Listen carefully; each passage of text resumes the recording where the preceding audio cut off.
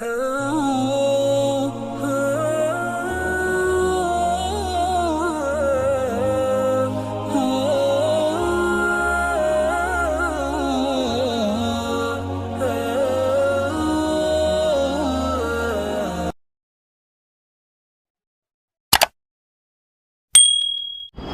الله الرحمن الرحيم نحمده وبه نستعين ولا حول ولا قوة إلا بالله أما بعد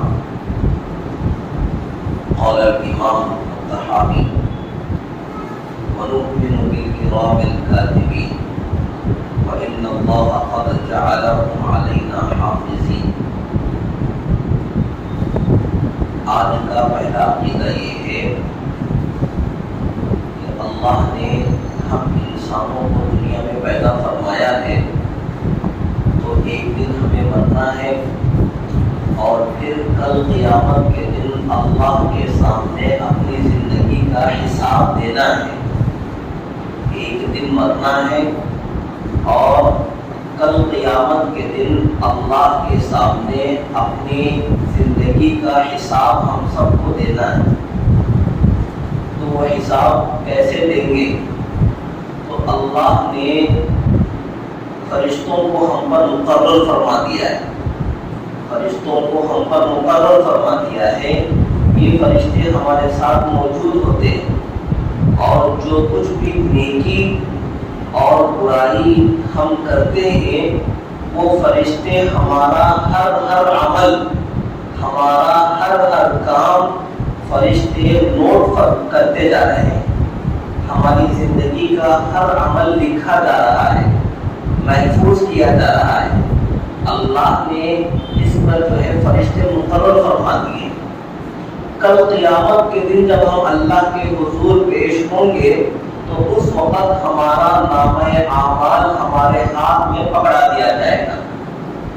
ہمارا نامہ اعمال ہمیں پکڑا دیا جائے گا اور اس کے بعد جو ہے ہم سے اس کا حساب مانگا جائے گا. تو یہ اللہ کی کرام الکاتبین جو فرشتے ہیں یہ اللہ نے ہر بندے کے ساتھ، ہر انسان کے ساتھ اللہ نے لگا رکھے اور وہ انسان کے اعمال کو نوٹ کر رہے ہیں اور جو کچھ نوٹ کیا جا رہا ہے وہ محفوظ ہو رہا ہے. کل قیامت کے دن اس کا حساب ہم کو دینا ہوگا. قرآن مجید میں سورۃ الانفطار میں اللہ نے فرمایا وَإِنَّ عَلَيْكُمْ لَحَافِظِينَ كِرَامًا كَاتِبِينَ يَعْلَمُونَ مَا تَفْعَلُونَ کہ اللہ نے تم پر نگران فرشتے مقرر کر دیے. کرامًا کاتبین یعلمون ما تفعلون کہ جو کچھ تم کر رہے ہو وہ اسے جانتے ہیں، وہ اسے لکھتے جا رہے ہیں اللہ کے حضور پیش کرنے کے لیے. اس لیے ہم سب کو اس کا احساس اور اپنے ذہن میں یہ بات اچھی طرح سے بٹھانا چاہیے کہ دنیا میں جو کوئی بھی کام ہم کر رہے ہیں وہ اللہ کی طرف سے لکھا جا رہا ہے، نوٹ کیا جا رہا ہے اور کل قیامت کے دن اللہ کے سامنے ہمیں حساب دینا ہوگا ان سارے اعمال کا. جب یہ عقیدہ ہمارا محفوظ ہوگا تو آپ خود اندازہ فرمائیں اتنے سارے گناہوں سے بچنا ہمارے لیے آسان ہو جائے گا کہ ہر گناہ کرنے سے پہلے ہمارے دل میں یہ بات کھٹکے گی کہ اگر میں یہ گناہ کروں گا تو اللہ نے فرشتوں کو مقرر کر دیا ہے تو وہ فرشتے اس گناہ کو لکھیں گے اور کل قیامت کے دن اللہ کے سامنے مجھے حساب دینا ہے. میں کیسے دے پاؤں گا حساب اللہ کے سامنے؟ میں کیا جواب دوں گا اللہ کے سامنے؟ جب یہ خیال ہمارے دل و دماغ میں ہوگا تو پھر گناہوں سے بچنا ہم سب کے لیے آسان ہوگا. تو اللہ نے یہ انتظام فرمایا ہے کہ اعمال کو محفوظ کیا جا رہا ہے.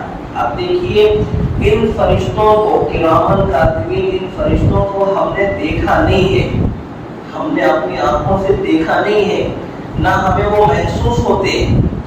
لیکن اللہ کی وحی ہم سے یہ کہتی ہے کہ ہم نے بندوں کے ساتھ یہ فرشتے مقرر کر رکھے اللہ کے سچے نبی حضرت محمد مصطفیٰ صلی اللہ علیہ وآلہ وسلم نے ہم سے فرمایا کہ ایسے فرشتے اللہ نے مقرر کر دیے ہیں جو ہمارے ہر عمل کو نوٹ کر رہے ہیں، محفوظ کر رہے ہیں، لکھ رہے ہیں، اور کل قیامت کے دن اس ہر عمل کی جو ہے ہم سے پوچھا جائے گا، ہم سے پوچھ ہوگی ہر عمل کے بارے میں۔ تو یہ ہمارا عقیدہ ہے، ہم کرامن کاتبین ان فرشتوں کو مانتے ہیں، اس حقیقت کو ہم قبول کرتے ہیں۔ کیوں؟ اس لیے کہ اللہ اور اس کے سچے نبی نے ہمیں اس بات کی خبر دی ہے، اور ایمان والوں کے لیے کسی بات کو ماننے کے لیے یہی کافی ہے کہ اللہ اور اس کا رسول فرما دیں۔ اسی کو فرمایا وَنُؤْمِنُ بِالْكِرَامِ الْكَاتِبِينَ، یہ کرامن کاتبین پر ہم ایمان رکھتے ہیں۔ وَإِنَّ اللَّهَ قَدْ جَعَلَهُمْ عَلَيْنَا حَافِظِينَ، اور اللہ نے ان کو ہم پر نگران مقرر فرمایا ہے، ہم پر نگران مقرر کیا ہے کہ ہماری نگرانی کی جا رہی ہے، ہماری زبان سے نکلنے والا ہر لفظ نوٹ کیا جا رہا ہے۔ تو پھر اندازہ فرمایا کہ کتنے جو ہے مناسب طریقے سے ہمیں اپنی زبان استعمال کرنی چاہیے کہ منہ کھلتے ہی بری بات اور جو ہے دل چاہتے ہی کسی کو گالی یا کسی کو تکلیف پہنچانے والی بات کہہ دینا، یہ کیسی حماقت کی بات ہے، اور کیسے ہم حساب دیں گے اللہ کی بارگاہ میں۔ تو اس کا خیال رکھنا چاہیے۔ آج کا دوسرا عقیدہ ہے وَنُؤْمِنُ بِمَلَكِ الْمَوْتِ الْمُؤَكَّلِ بِقَبْضِ أَرْوَاحِ الْعَالَمِينَ، کہ ملک الموت پر ہم ایمان رکھتے ہیں، اور یہ ملک الموت اللہ کی طرف سے اس حکم پر مامور ہے، مقرر ہے کہ سارے دنیا میں لوگوں کی جان نکالے، روح قبض کرنے کے کام پر یہ مقرر ہے۔ ملک الموت جو اللہ کے حکم سے انسانوں کی جان نکالنے پر مقرر ہے، مامور ہے اللہ کی طرف سے، ہمارا اس پر ایمان ہے۔ حضرت اسرائیل علیہ السلام اور ان کے ساتھ فرشتوں کی جو جماعت ہے وہ اس کام پر مقرر ہے کہ کب کس کو کہاں موت دینی ہے، وہ وہیں پر اس آدمی کو موت دیتے ہیں، وہیں پر روح قبض کر لیتے ہیں۔ قرآن مجید میں اللہ نے فرمایا حَتَّى إِذَا جَاءَ أَحَدَكُمُ الْمَوْتُ تَوَفَّتْهُ رُسُلُنَا وَهُمْ لَا يُفَرِّطُونَ، یہاں تک کہ جب تم میں سے کسی کو موت آتی ہے تو ہمارے مقرر کیے ہوئے جو فرشتے ہوتے ہیں وہ تمہیں موت دیتے ہیں۔ تَوَفَّتْهُ رُسُلُنَا وَهُمْ لَا يُفَرِّطُونَ، اور وہ ذرا برابر بھی کوتاہی نہیں کرتے، ذرا برابر کوتاہی نہیں کرتے۔ فرشتوں کی خوبی کیا ہے؟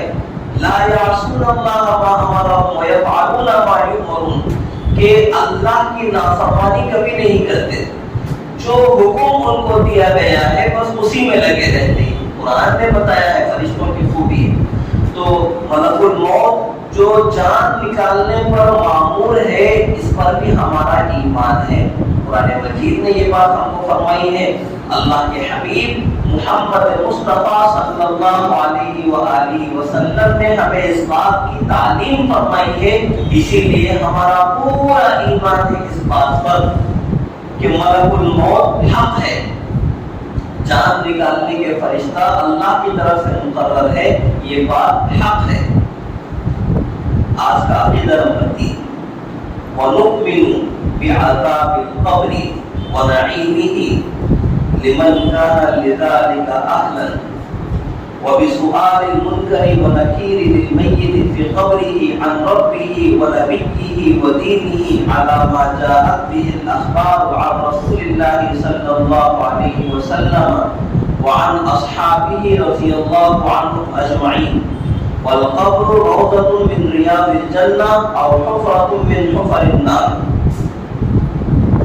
ثواب اور عذاب قبر یہ حق ہے، ثواب اور عذاب قبر یہ برحق ہے، بالکل ہونا ہی ہونا ہے۔ مرنے کے بعد انسان سے اللہ کی طرف سے، انسان قبر میں ہو یا جس حالت میں ہو، انسان کے پاس فرشتے آئیں گے اور اس سے سوال کیا جائے گا، اور اس کے بعد اس پر عرض جنت یا عرض نار کا معاملہ کیا جائے گا۔ اس کی تفصیل سمجھیں۔ قبر کہتے کس کو ہے؟ قبر کے معاملے میں عام طور پر ہمارا یہ ذہن بنا ہوا ہے کہ قبر کہتے ہیں اس گڑھے کو جس میں میت دفنائی جاتی ہے۔ قبر کہتے ہیں اس گڑھے کو جس میں مرنے کے بعد میت کو ہم دفنا دیتے ہیں، یہ قبر ہے۔ حالانکہ یہ تعریف پوری نہیں ہے، یہ ادھوری بات ہے۔ پوری بات کیا ہے سمجھیں کہ قبر کہتے ہیں مرنے کے بعد جس گڑھے میں آدمی کو دفنا دیا جائے، یا پھر مرنے والے کا جسم جہاں جس حالت میں بھی رہے وہ اس کی قبر ہے۔ اگر مرنے کے بعد میت کو زمین کے گڑھے میں دفنا دیا جائے، یا پھر میت کا جسم جہاں بھی جس حالت میں بھی رہے وہ حالت وہ مقام اس کی قبر ہوتی ہے۔ اب جب یہ تعریف ہم سمجھیں گے تو بہت سے اعتراضات ختم ہو جائیں گے، بہت سے اعتراضات ختم ہو جائیں گے۔ پہلے ہمارا ذہن محدود تھا، اب ہمارا ذہن تھوڑا سا کھل جائے گا۔ دیکھیں، اگر قبر کا ثواب اور عذاب ہر کسی کو ہونا ہے، یہ بات ہم سب مانتے ہیں اور ماننا چاہیے، قرآن اور سنت میں اس کی دلیل موجود ہے۔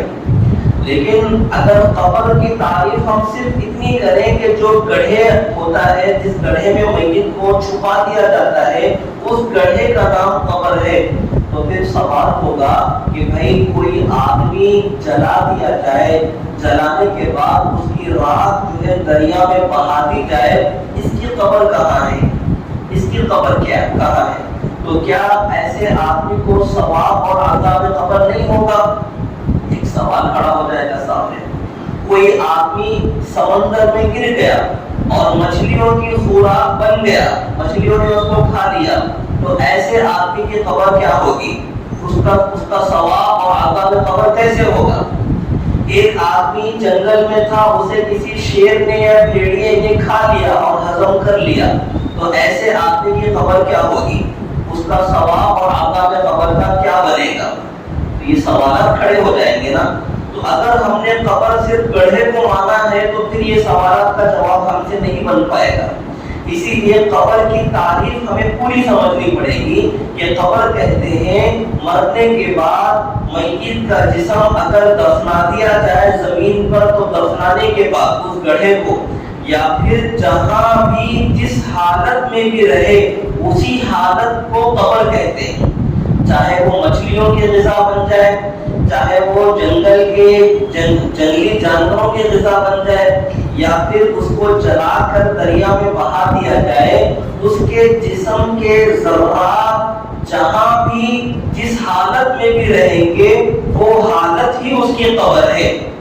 اسی حالت میں رہتے ہوئے اللہ پاک اس کے جسم کے ذرات کے ساتھ اس کی روح کا ایک تعلق قائم کر دیں گے، اور پھر جو ہے حساب اور کتاب وہیں سے شروع ہو جائے گا، ثواب اور عذاب قبر وہیں سے شروع ہو جائے گا۔ قبر میں میت کو دفنا دیا جائے تو اس میت کے جسم کے ساتھ روح کا کنیکشن اللہ پاک جو ہے قائم فرمائیں گے، اس کے بعد اس کا حساب کتاب وہیں سے شروع ہو جائے گا، اور جس حالت میں بھی ہوگا اسی حالت میں روح کے ساتھ اس کا کنیکشن اللہ قائم فرمائیں گے، اور پھر اس کے ساتھ ثواب اور عذاب کا معاملہ کیا جائے گا۔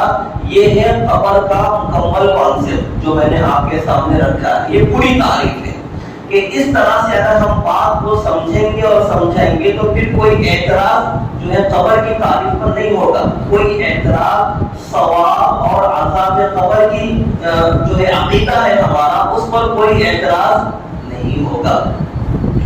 قرآن مجید میں اللہ رب العالمین نے فرمایا یثبت اللہ الذین آمنوا بالقول الثابت فی الحیاۃ الدنیا وفی الآخرہ۔ قرآن مجید کی یہ آیت ہے، اور اللہ کے حبیب محمد پاک صلی اللہ علیہ وآلہ وسلم نے اس کی تفسیر فرمائی کہ اس کی تفسیر فی الآخرۃ سے مراد قبر ہے، قبر کا ثواب اور عذاب مراد ہے آخرت سے، کہ اللہ پاک ایمان والوں کو وہاں پر بھی ثابت قدم رکھیں گے، قبر کے اندر بھی، کہ جو لوگ دنیا میں اچھی زندگی گزارتے ہیں وہاں پر بھی ان کا وہ قائم رہیں گے۔ اور حدیث میں اللہ کے نبی علیہ السلام نے فرمایا، بخاری کی کئی ساری حدیثیں موجود ہیں، دیگر کتابوں میں بھی احادیث موجود ہے، نبی علیہ السلام نے فرمایا عذاب القبر حق، یہ قبر کا عذاب ہونا ہی ہے، ثواب اور عذاب قبر یہ برحق ہے۔ بہت سارے احادیث میں اللہ کے نبی علیہ السلام نے اس حقیقت کو بیان فرمایا ہے۔ آپ دیکھیں تو قبر میں جب انسان کو رکھ دیا جاتا ہے تو اس کے پاس اللہ کے حکم پر فرشتے اترتے ہیں، اللہ کے حکم سے اس جسم کا ایک خاص قسم کا تعلق روح کے ساتھ ہو جاتا ہے، اور فرشتے آتے ہیں اور میت سے سوالات کرتے ہیں، منکر نکیر جس کو ہم کہتے ہیں، سوال کرتے ہیں۔ 3 سوال ہوتے ہیں قبر کے اندر۔ پہلا سوال رب کے بارے میں، من رب کا، بتا تیرا رب کون ہے۔ دوسرا سوال ما دین کا، تیرا دین کیا ہے۔ من نبی کا، تیسرا سوال تیرا نبی کون ہے۔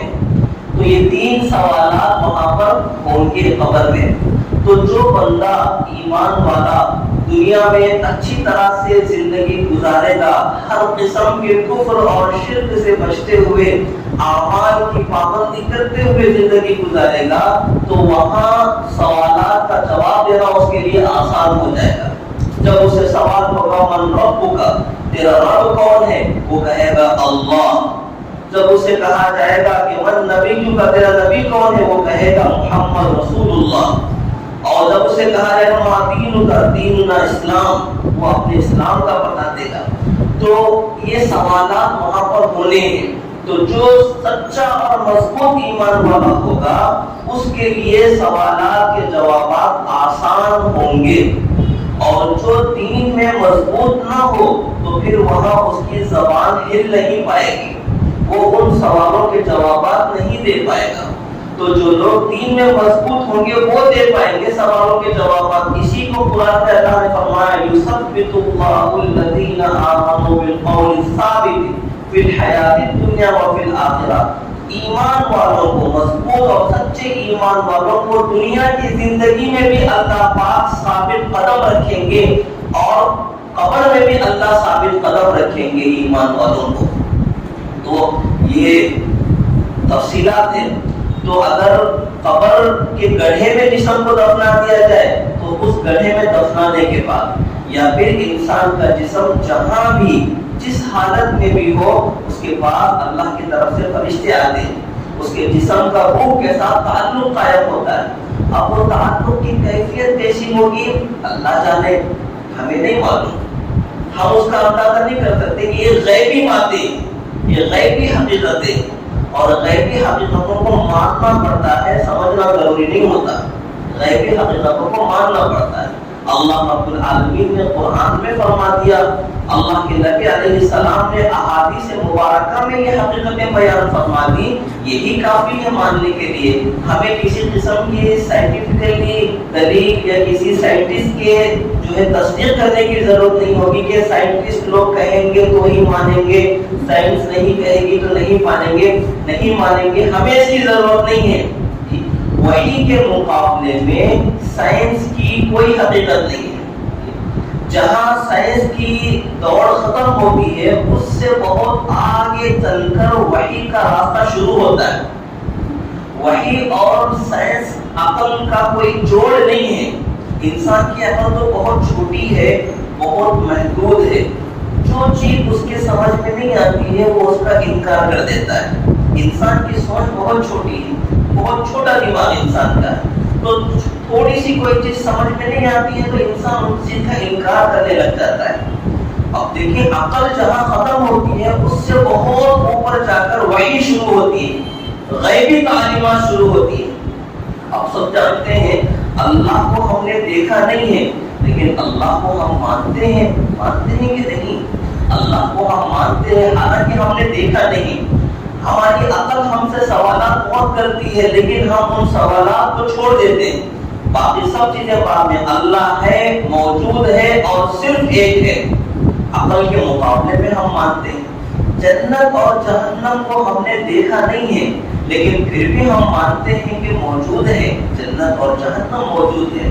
قبر کے ثواب اور عذاب کو ہم نے دیکھا نہیں ہے، ہم نے اس کو فیل نہیں کیا، لیکن پھر بھی ہم مانتے ہیں کہ قبر میں ثواب اور عذاب ہونا ہے، کل قیامت کے دن حساب اور کتاب ہونا ہے۔ وہ دن کیسا ہوگا، کس جگہ پر ہوگا یہ حساب کتاب، ہم نے دیکھا نہیں ہے کہ کون سی جگہ ہے، کیا اس کا لوکیشن ہے اور کیا اس کی حقیقت ہے، ہم نہیں جانتے، لیکن پھر بھی ہم مانتے ہیں کہ ایک دن ایسا آنے والا ہے۔ ترازو کیسی ہوگی، کیا ہوگی، ہم نے دیکھا نہیں ہے، ہم جانتے نہیں ہیں، لیکن اللہ نے فرما دیا وَالْوَزْنُ يَوْمَئِذٍ الْحَقُّ کہ اس دن ترازو قائم ہونا یہ حق ہے کہ ہو کر رہے گا، ہم نے مان لیا۔ تو یہ غیبی چیزیں ہوتی ہیں جن کا تعلق وحی سے ہوتا ہے، ان کا تعلق عقل سے نہیں ہوتا۔ تو جس چیز کا تعلق عقل سے ہوتا ہے اس کو عقل کی بیس پر مانا جاتا ہے، جس چیز کا تعلق وحی سے ہوتا ہے اس کو وحی کی بیس پہ مانا جاتا ہے کہ وحی نے کہہ دیا، نبوت کی زبان نے کہہ دیا، ہم نے مان لیا، ہمیں اس کے آگے کسی اور چیز کی ضرورت نہیں ہے۔ ایسے ماننے والوں کے بارے میں قرآن نے کہا وَالَّذِينَ يُؤْمِنُونَ بِالْغَيْبِ وَيُقِيمُونَ الصَّلَاةَ وَمِمَّا رَزَقْنَاهُمْ يُنْفِقُونَ کہ جو لوگ غیب پر ایمان لانے والے لوگ ہیں کہ انہوں نے اپنی آنکھوں سے ان چیزوں کا مشاہدہ نہیں کیا، دیکھا نہیں ہے آنکھوں سے، لیکن اللہ نے فرما دیا اپنے کلام پاک میں، اس بنیاد پر مانتے ہیں اس حقیقت کو، نبی نے اپنی سچی زبان سے کہہ دیا اس حقیقت کو، اس بنیاد پر مانتے ہیں، یہ لوگ ہیں غیب پر ایمان رکھنے والے۔ اور ایسے ہی لوگوں کو اللہ نے متقین فرمایا ہے، جو صفات بیان کی گئی ہے متقین لوگوں کی، پرہیزگار لوگوں کی، ان میں یہ صفت بیان کی گئی ہے کہ وہ غیب پر ایمان لاتے ہیں، زیادہ عقل کے پجاری نہیں بنتے، عقل کے پیچھے زیادہ نہیں بھاگتے۔ اب دیکھیں یہ تو عقیدہ میں نے آپ کو سمجھایا کہ ثواب اور عذاب قبر یہ برحق ہے، ہونا ہے۔ اب بعض لوگ یہ شبہ ان کو ہو جاتا ہے کہ بھائی ہمارا جسم زمین میں دفن ہونے کے بعد مٹی ہو جاتا ہے، ریزہ ریزہ ہو جاتا ہے، تو اس جسم کے ساتھ کیسے ثواب اور عذاب قبر ہو سکتا ہے، ثواب اور عذاب قبر کیسے ہوگا؟ تو وہ لوگ یہ مانتے ہیں کہ جو ہے یہ والا جسم نہیں، بلکہ اللہ پاک جو ہے وہاں آسمانوں میں ایسا ہی ایک اور جسم اللہ پاک پیدا فرمائیں گے، مثالی جسم، تو اس جسم کے ساتھ ثواب اور عذاب کا معاملہ کیا جائے گا۔ وہ لوگ اس طرح کا ایک نیا کانسیپٹ اپنے دماغ سے بناتے ہیں۔ سوال یہ ہے کہ بھائی زندگی گزاری اس جسم نے ہے، تکلیفوں کو برداشت کیا اس جسم نے، جی مشکلوں پر صبر کرنے والا یہ جسم ہے، اور صبر پھل کھانے والا دوسرا جسم، یہ کیسے ہو سکتا ہے؟ مشکلیں اور تکلیفیں صحیح ہیں اس جسم نے، تو حقدار تو ہوا ثواب کا اور جنت کا یہ جسم نا، کرے کام کرنے والا جسم اور پھل کھانے والا جسم اور، تو اسے عقل قبول نہیں کرتی، یہ کام نہیں ہو سکتا۔ اسی لیے اہل سنت والجماعت کا عقیدہ ہے کہ یہی دنیا والا جسم جہاں بھی جس حالت میں بھی ہوگا، اللہ پاک جسم کے اسی ذرات کو، انہی حصوں کو اللہ روح کے ساتھ جوڑ دیتے ہیں، اور پھر ثواب اور عذاب قبر کا معاملہ شروع ہو جاتا ہے۔ اگر نیک ہے تو پھر جنت کا معاملہ پیش ہو جاتا ہے، جنت کی ہوائیں چلنی شروع ہو جاتی ہے، عرض جنت کا معاملہ ہوتا ہے، اور اگر برا انسان ہے تو پھر جہنم کی پیشی ہوتی ہے، جہنم کی آگ اس پر پیش کی جاتی ہے۔ تو یہ تو ہوا ثواب اور عذاب قبر کے بارے میں ایک عقیدہ۔ اللہ پاک ہم سب کو اپنی توفیق عطا فرمائے۔